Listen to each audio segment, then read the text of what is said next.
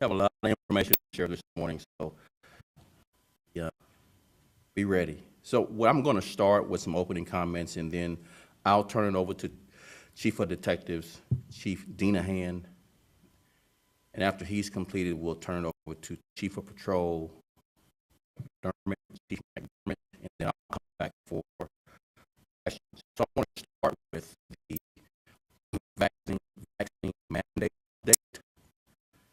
As of today, 84% of the department is in the vaccine mandate portal. That's the program that allows for us to determine employees' vaccine status and testing status. So 84% of the department is in the vaccine mandate portal. 35 members of the department are in no pay status. 35 are in no pay status. Of the 84% that's in the portal, 78.8 are vaccinated. So 84% in the portal, 78.8% of that number is vaccinated, and 35 members are in no pay status. Got it? Okay. Our thoughts and prayers go out to the people of Waukesha, Wisconsin, after Sunday night's horrific incident during what should have been a joyous celebration of the holidays. I also want to extend my condolences to the family, friends, and co-workers of the 2 Chicago police officers we lost over the weekend, one to an apparent suicide and another to natural causes. So keep them and their families and co-workers in your prayers, please. These last 18 months have been extremely difficult, as we all know, the most challenging time to be a police officer in decades, if not ever. Yet the men and women of the Chicago Police Department continue to serve this city with honor, courage, and selflessness at great personal risk. Last night is an example of that great personal risk. 2 more of our Chicago police officers were shot at, bringing the total number of Chicago police officers shot at or shot so far in 2021 to an incredible 64 officers shot at or shot. And I just want to remind you, after 20s, 79 officers shot at or shot, bringing the total of the last 18 months or so to 143 Chicago police officers shot at or shot. Thank God, last night incidents, no officers were struck.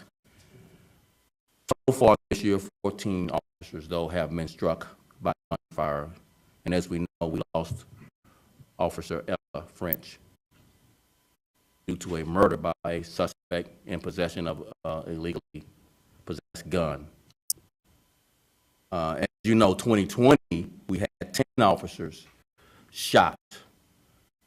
So this year, we have already surpassed last year's 10 officers shot, with 14 officers hit by gunfire this year. In just a brief description, Chief Dinahan will go into more details, but a brief description of last night's event.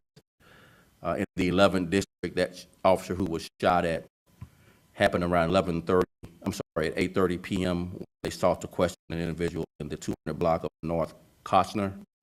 The individual fled on foot. The officers pursued, and they were fired upon by the offender. One officer returned fire, striking the offender in the leg. The offender is a convicted felon. He was transported to the hospital with non-life-threatening injuries. A weapon was recovered on scene. One of 169 guns recovered over the weekend. That's bringing the total number of guns recovered over the weekend to 10,982 guns. That's a 12% increase. 120, on pace to recover more guns from the streets of Chicago that were illegally possessed on record. On pace to recover more guns on record. And let me just, as an aside, I mentioned Ella's murder. She, as you know, was on a traffic stop. An offender was armed with an illegally possessed gun, shot her, killing her, and seriously wounding her partner. Since that incident, the brave men and women of Chicago Police Department have recovered an additional 4,000 guns since that incident. We had around 8,000 guns recovered at that point in August. We've recovered an additional 4,000 guns. You would think we have some kind of pullback. Officers say, that's too dangerous, or we don't have enough support, why risk our lives? But we have recovered an additional 4,000 guns since that incident. I think it just highlights the bravery and courage our officers have exhibited throughout this year and last year, and just speaks to the overall bravery and courage our officers have on this department. We've revived an arrest and 8% increase for over that same period since 2020 for illegally possessing a gun. So without question, our officers are doing their job.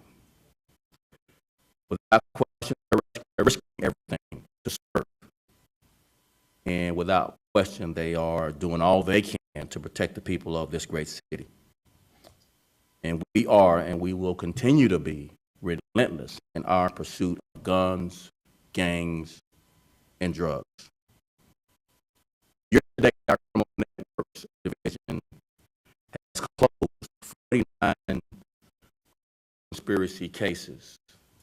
Those are gang and narcotics groups who are either trafficking in narcotics and or guns. That has yielded, those 49 closed cases of 2021 of criminal networks, gangs, and narcotics, 6,300 kilos of narcotics with an estimated street value of $419 million.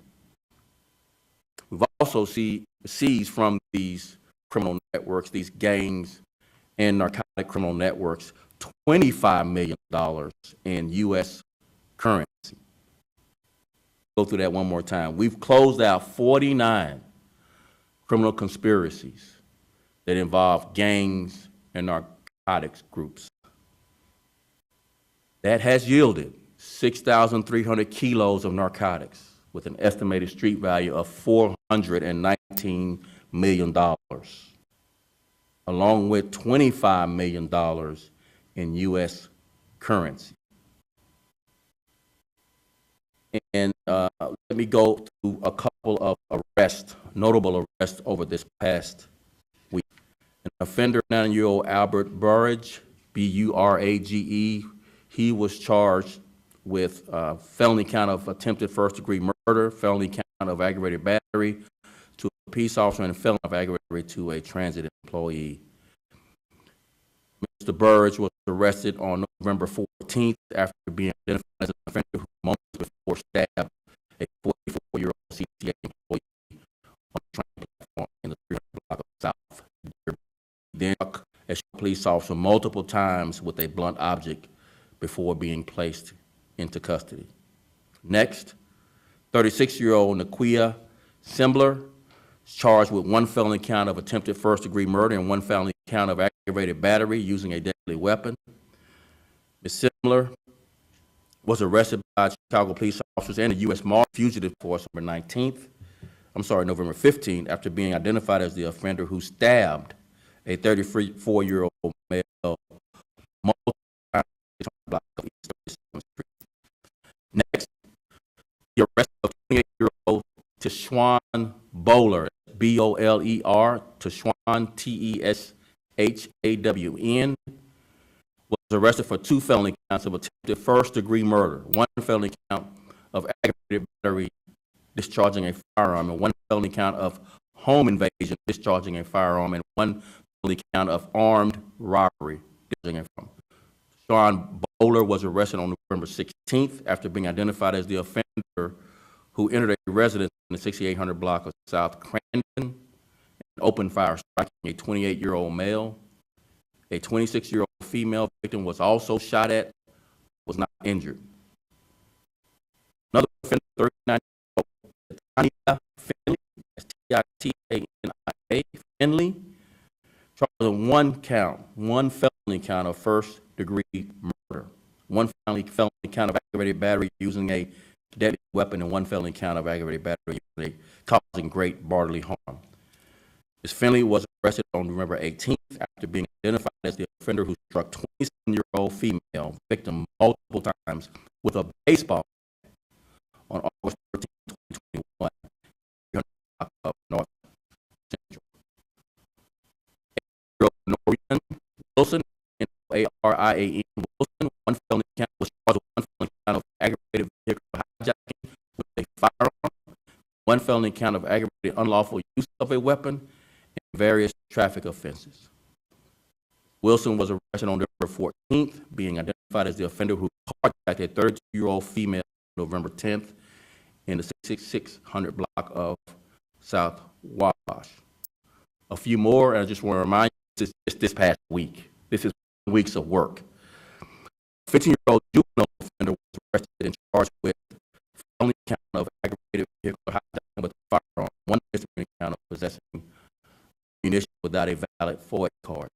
A 15-year-old juvenile was arrested on November 17th after being identified as the offender who carjacked a 45-year-old female the previous day in the 4400 block of South Ashland Avenue. Another 17-year-old juvenile female offender was charged with aggravated battery causing great bodily harm. This juvenile female offender was arrested on November 18th, minutes after using a knife to cut the face of a 30-year-old female while in the 200 block of South State Street on the CTA platform. Narcotics arrest and gang arrest. We, on November 15th, seized 843 grams this past week of cocaine, street value $100,000.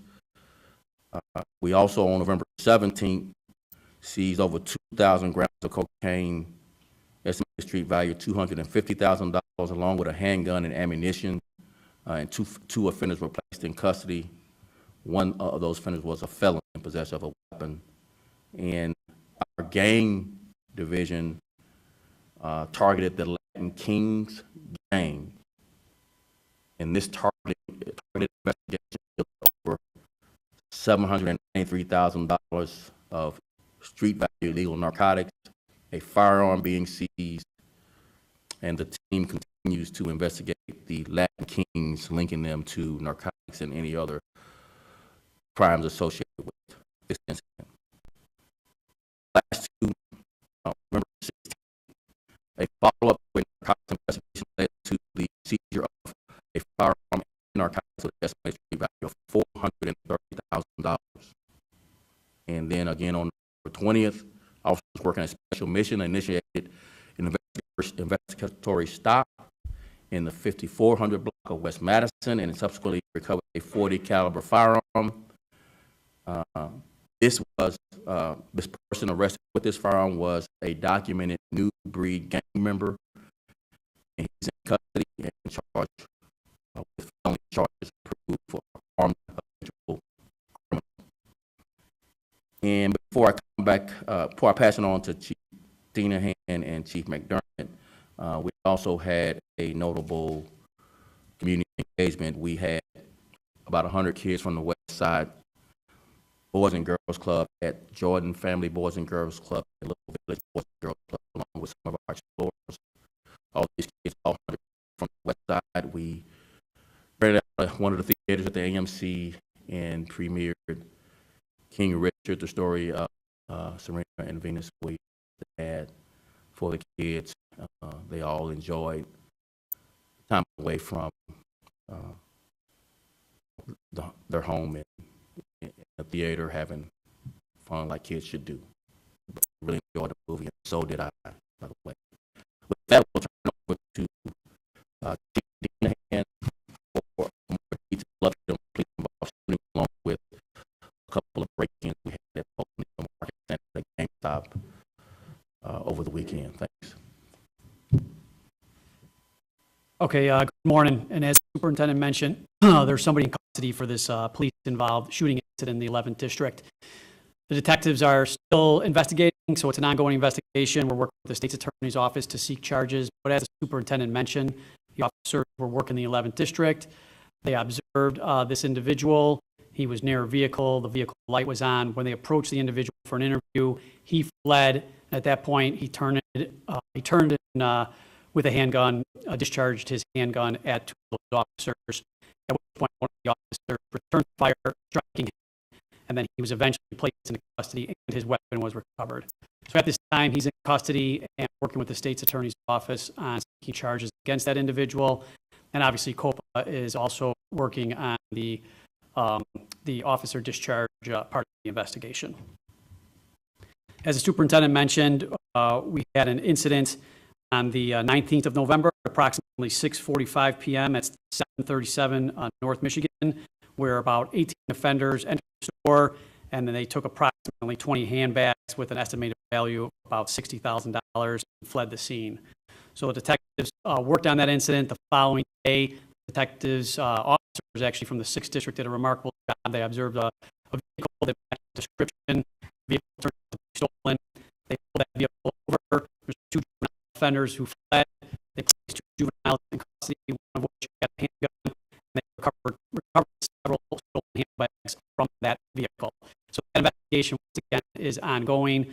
Those particular juveniles are not charged in the actual incident occurred at the store. We just still have a lot more investigation to do in ensuring that those bags were taken from that store, et cetera. As the superintendent mentioned, there was another incident at the 8500 block of South Cottage Grove on the 19th of November at approximately 5:45 p.m., where a very similar incident, a group of individuals, a large group of individuals broke the window to a GameStop. Several of those people entered and removed items. Officers responded immediately. A sergeant did a remarkable job. He observed two individuals get into a car and flee. The sergeant followed that car until it was no longer safe to follow that vehicle. And the detectives, along with the sergeant, have recovered that vehicle, and once again, an ongoing investigation. But due to the sergeant's immediate response and just great work is the reason that we were able to recover that vehicle and continuing that investigation. At this time, I'm going to turn it over to Chief McDermott for some other information. Morning,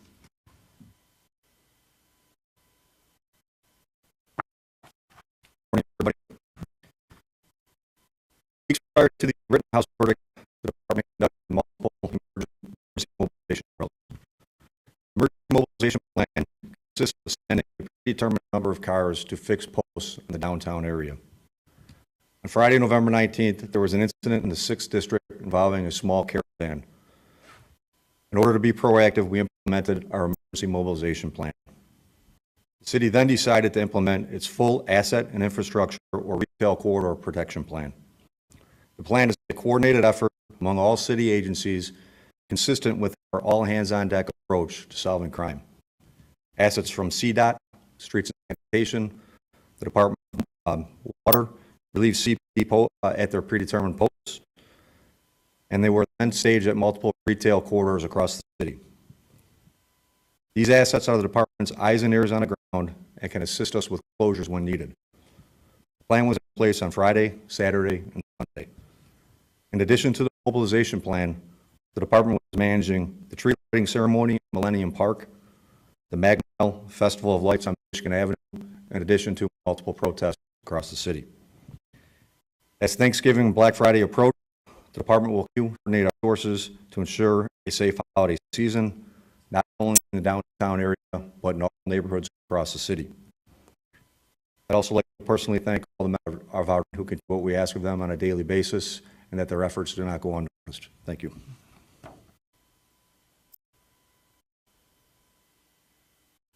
With that, we'll take just a few questions. Yes.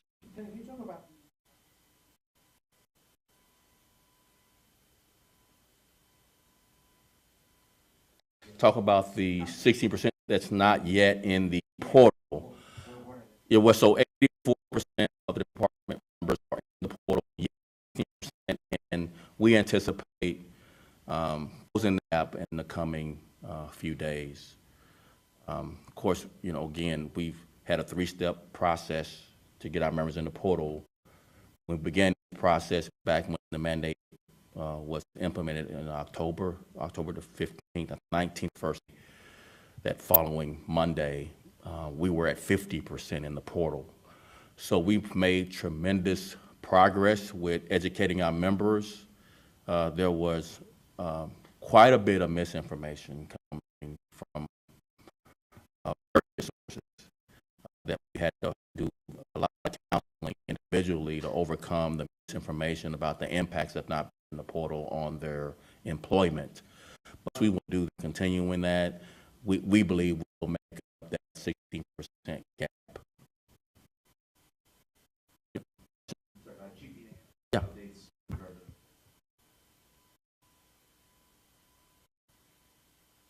So once again, obviously a 14-year-old killed, extremely tragic incident. So obviously ongoing investigation, no major updates to speak about. The house had been shot at earlier that night, which kind of leads to, I see people were definitely want to target somebody inside that house, and the 14-year-old was by himself when he was shot. So either those offenders were targeting someone in that house or possibly specifically the 14-year-old due to the fact that he was by himself when he was shot. So very active and ongoing investigation, no major updates at this time. But once again, we always need the help of the citizens in the community that are out there because somebody knows something, somebody saw something, and the detectives definitely need a lot of help with this particular case. And, once again, very tragic, a 14-year-old. So with any information, they can, CBD tip or the 32 Detective Division, but very active and ongoing investigation at the time.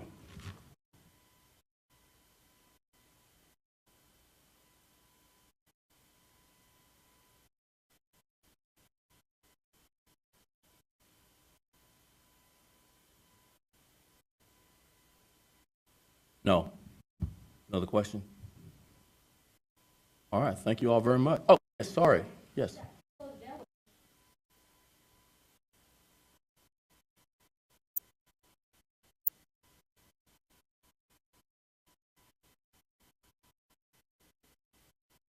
Let me try to get the question right. Any update on the shooting outside last Sunday? Can we get with you afterwards and update on Terry? Make sure we give an update for that shooting on Sunday in front of Chinatown. Thank you. Thank you all so much.